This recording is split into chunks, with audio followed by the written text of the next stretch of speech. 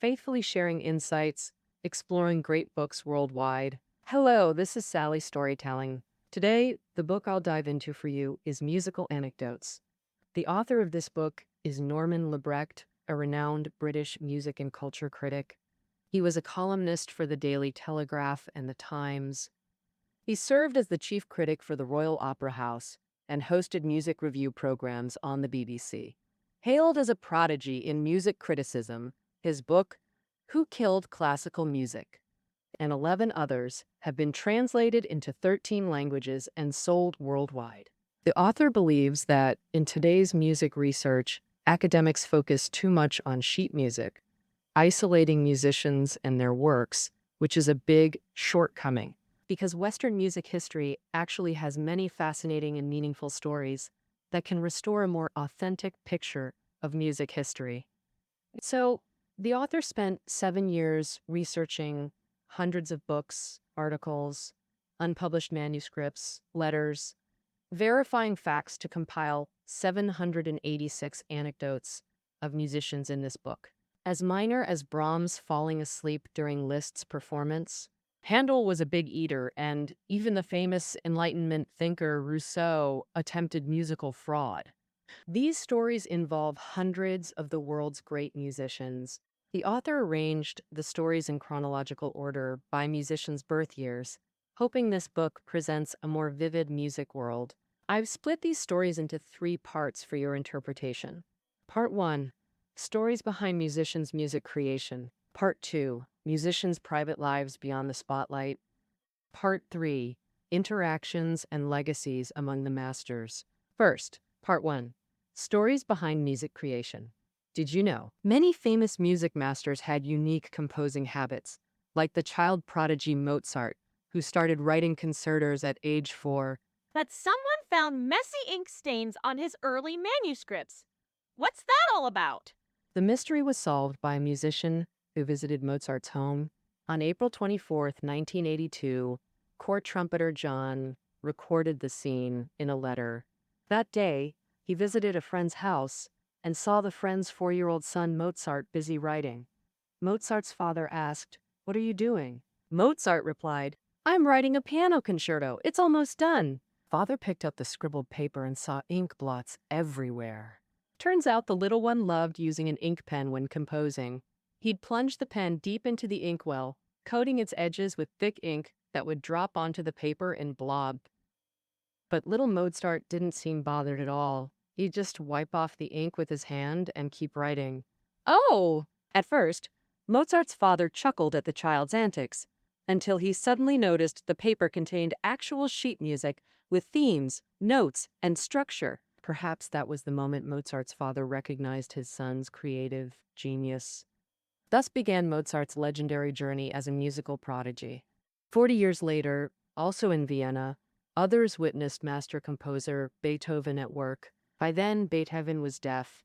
2 visitors recounted climbing to the second floor, ringing the bell, but getting no response. After undoing the latch, they found the door unlocked and the foyer empty. They knocked on Beethoven's room door. Still no answer, but movement inside. When they entered, the sight stunned them. The opposite wall was covered with large papers marked with charcoal notations.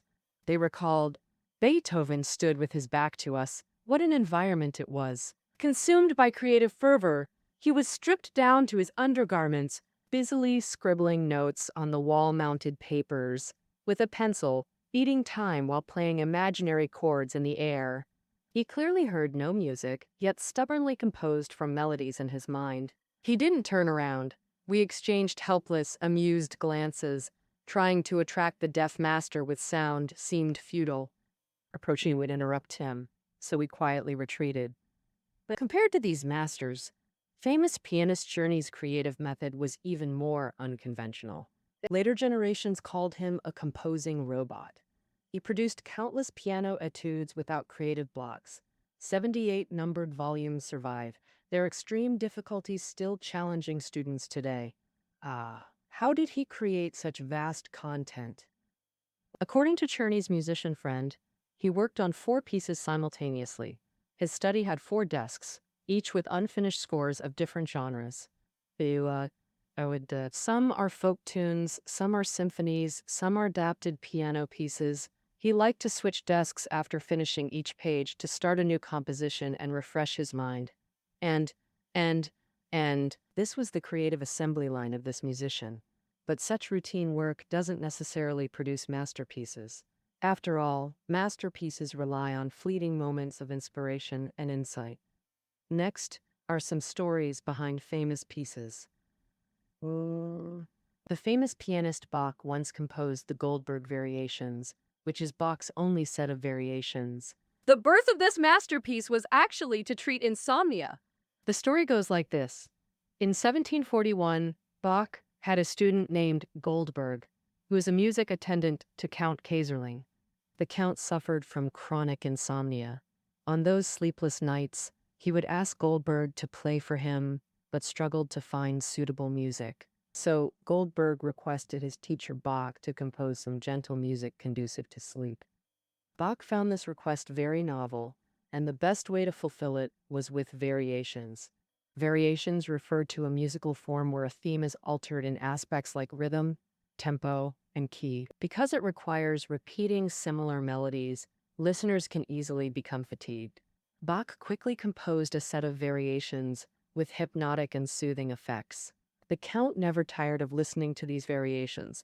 Whenever he couldn't sleep, he'd say to Goldberg, "Play my variations." As gratitude to Bach, the Count gave him a gold goblet filled with 120 French francs in gold coins. Bear in mind, no other work by Bach received such high payment, and it was also commissioned. The Farewell Symphony by master composer Haydn was full of witty expression. According to Haydn himself, he was the court orchestra conductor at the time.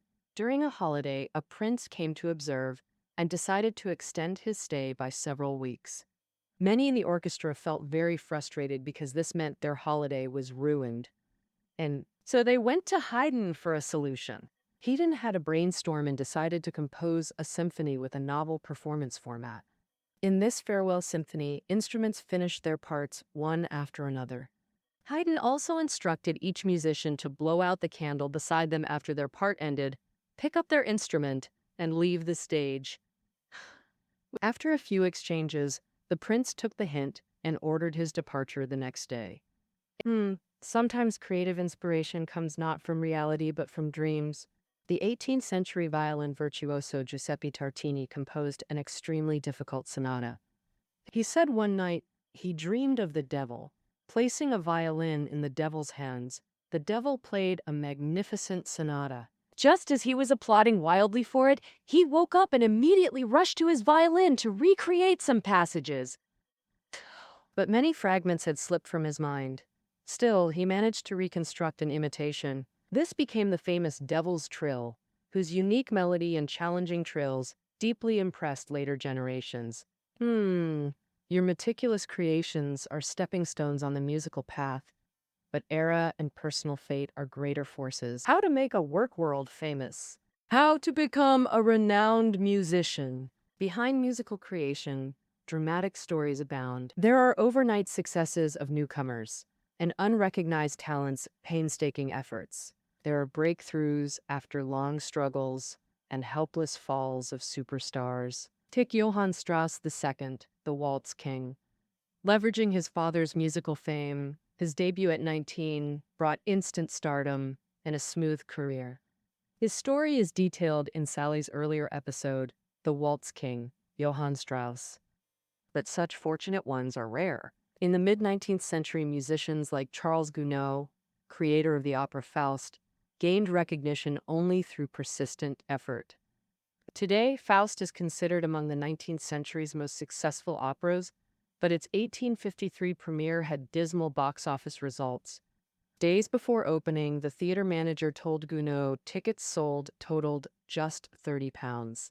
Yet, through scarcity tactics, he miraculously revived it by the fourth performance. How? As opening neared, Gounod announced 4 consecutive Faust shows. He instructed the manager, "Don't sell leftover tickets for the first 3 shows. Give them all to me." The manager thought him mad, as even one show of this unknown opera meant heavy losses. But Gounod insisted. He even placed an ad in the Times offering Faust tickets at a premium, stressing the first 3 shows were sold out. Soon, ticket seekers were told only the 4th show had availability. Ah, ah. As opening night approached, demand surged. The 4th show sold out. People clamored to witness this work. Faust thus gained enduring popularity. Yet as new stars rise, giants fall. An era's speck of dust becomes a mountain on one's shoulders. Russian composer Shostakovich was once celebrated. His graduation piece, the First Symphony, achieved instant success. People adored this gifted young musician. Soviet literature portrayed him as a loyal state servant. But in 1936, Pravda unexpectedly attacked his opera Lady Macbeth of Mtsensk as noise, not music. Why? The opera depicted a heroine murdering out of passion. While acclaimed in Europe and America, it sparked controversy at home. Its departure from Russia's conservative opera tradition polarized audiences. Some loved it, others despised it. Pravda delivered the final blow, denouncing it as leftist deviation. Overnight, Shostakovich was cast into the abyss, branded an enemy of the people. He later said, "In private and public, I was called an enemy of the people." One newspaper advertised his concert, "Today, concert by enemy of the people Shostakovich." He eventually regained favor years later, unlike fellow Russian Tchaikovsky. In 1893, Tchaikovsky taught harmony at Moscow Conservatory. Tormented by his homosexuality, he was reported to authorities. The accuser even wrote a denunciation letter to the Tsar. Homosexuality was an unspeakable felony then. Exposure would have ended Tchaikovsky's career, exiled him to Siberia, and shamed the conservatory. Reputation was the most precious thing at that time. Tchaikovsky secluded himself for months, canceling performances. His wife didn't know how to comfort him. Channeling fear and pain into creation, he completed his final work, the Pathétique Symphony. Oh, well, later generations called the symphony a first-class masterpiece among all symphonies. The piece expresses terror, struggle, despair, failure, and demise, overflowing with emotion and achieving great success. On the 7th day after its premiere, regarding Tchaikovsky's homosexuality, the school convened his alumni in St. Petersburg into an honor court. The hearing lasted 5 hours. Finally, Tchaikovsky left the inquiry pale and silent. An attendee revealed the court had reached a decision. Tchaikovsky himself agreed to commit suicide. 2 days later, St. Petersburg announced the composer's death from illness. His glorious career abruptly ended. Beyond these creation stories, the book devotes significant space to masters' ordinary lives. Our second part, lives beyond the spotlight. Some musicians became entrepreneurs, doctors. Even pianist Ignacy Paderewski served as Poland's prime minister. Many nearly chose different paths in youth, like 18th century German composer Telemann, creator of 1,000+ works, who mastered nearly all instruments, yet once abandoned music for law. Similarly, opera composer Handel was forced by his father to study civil law as a child.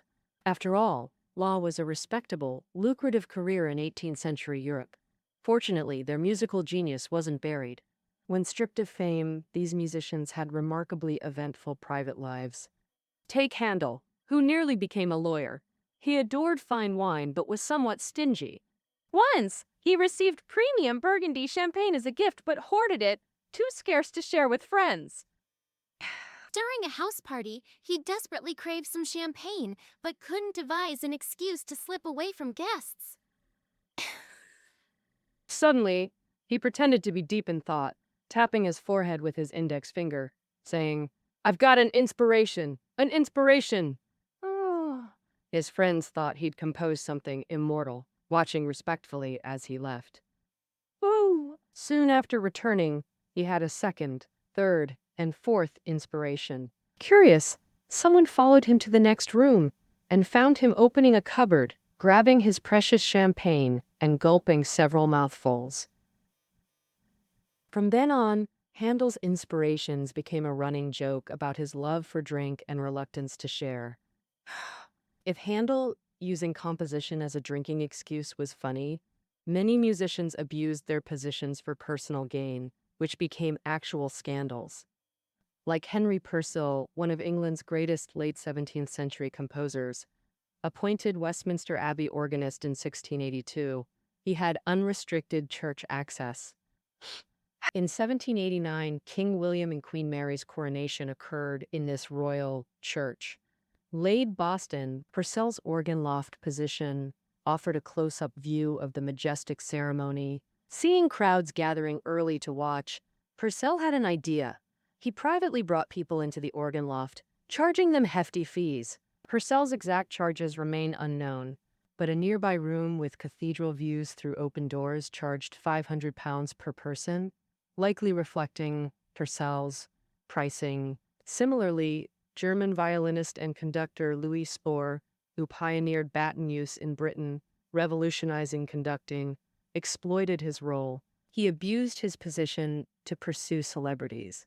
In 1808, Spohr traveled to Erfurt, Germany, hosting a Congress of Princes, just to see his idol Napoleon. Using his fame, he persistently convinced the orchestra's second horn player to surrender his seat that night. To avoid exposure, Spohr, who'd never played horn, practiced all day, leaving his lips black and swollen. But entering the theater, he froze. Musicians played with their backs to the noble audience under strict no-turning rules. But the fearless Spohr quickly hid a mirror in his pocket. During the performance, he finally saw Napoleon via the mirror's reflection. Such position-abusing celebrity chasing is somewhat excusable. But using music for fraud deserves condemnation. And the protagonist of this next story is the renowned Rousseau. We know Rousseau was an Enlightenment philosopher who inspired the French Revolution, but his youth featured misdeeds, theft, fraud, framing others, and abandoning his sick master. Perhaps his later work, Confessions, relates to these youthful transgressions. In 1730, 18-year-old Rousseau fled Geneva to Lyon with his master. Claiming Parisian origins, he secured a music teaching job despite being musically illiterate. Posing as a composer / teacher, he befriended music lovers to gain fame fraudulently. By his own account, I changed my name from Rousseau to Vasseur, calling myself Vasseur de Villeneuve, sounding more Parisian. I knew nothing about composition but boasted of my skills to everyone. Truthfully, I couldn't compose the simplest drinking song, and that wasn't all. Someone introduced Rousseau to an influential law professor, a music enthusiast who hosted home concerts. To prove his talent, Rousseau promised to compose for the professor's concert. Rousseau acted with complete composure, as if he truly knew composition. He worked on the piece for 2 weeks, made multiple copies, distributed them widely, and touted it as a timeless masterpiece. But lies eventually unravel. Rousseau's composing charade was exposed, forcing him into years of music copying work. Remarkably, while copying scores, he self-studied music theory and literature, eventually creating genuine masterpieces. In 1774, age 62, his opera Pygmalion premiered successfully at the Paris Opera. He also invented numbered musical notation, jianpu, hoping to replace complex staff notation. This innovation gained little traction in Europe, but it unexpectedly succeeded in China. In the early 20th century, jianpu notation was introduced to China via Japan, promoted by early music educators and the wartime song movement of the 1930s. It quickly became widespread. Today, jianpu is commonly used in Chinese folk music, but few know its inventor was Rousseau.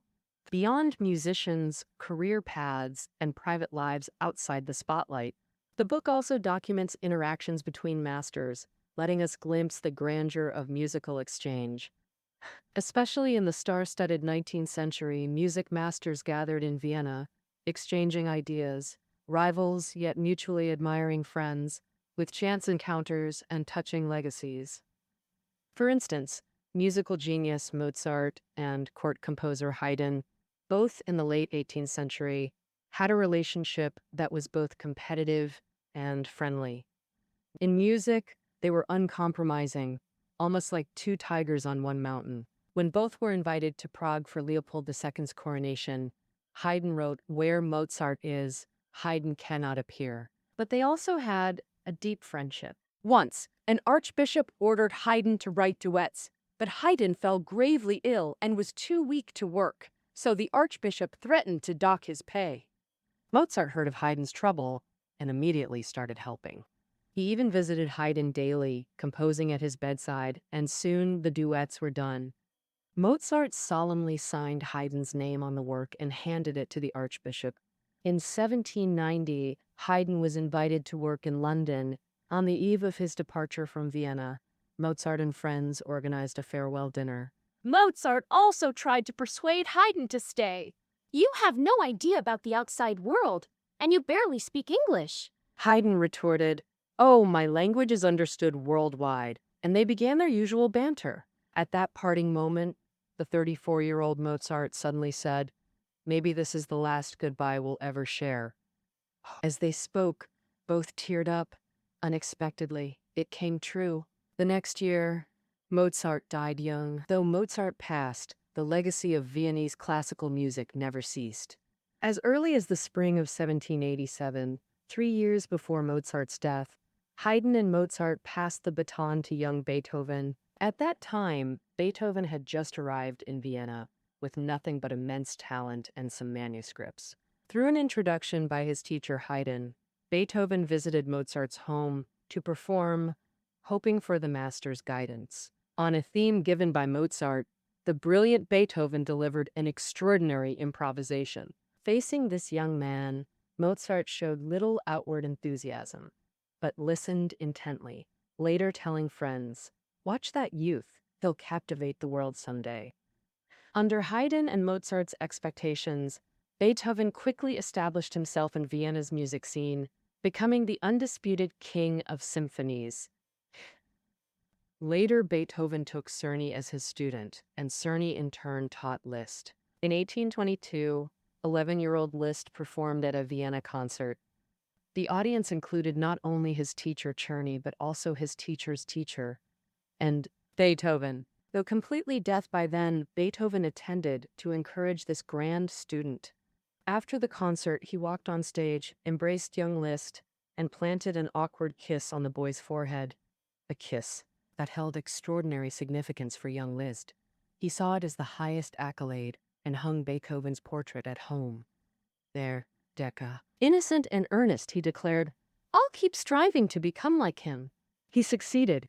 Years later, he became the undisputed piano king and taught countless students. Among them was one special person, not on Liszt's student list, unknown in music circles, yet this book records their beautiful encounter.